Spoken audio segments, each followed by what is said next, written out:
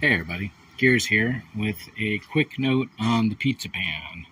Everywhere you see sticks, these are pinch points. These three are fairly loose, but definitely stuck. This one's good. That one's the tightest of all, and there's nothing opposite it. And these guys are fairly loose. So let me pause the video a second.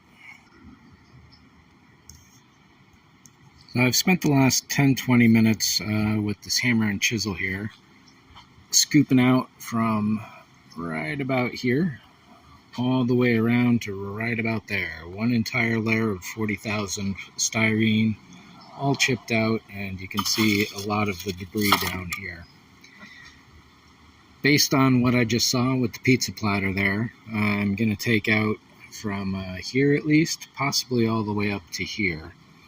Maybe a little more, but definitely half. So I'll have removed one entire diameter plus a quarter at least. So hammer and chisel away. Everything else is looking pretty decent on this here. This is all 60 grit all down the line. There's a little glossy spots here and there that I'll have to address with a nice long flat sanding board. Over here, yeah, nice. Maybe a little flatter right in there, but even that out, even this out, and I'm going to be ready for casting this, molding this rather, sooner than later.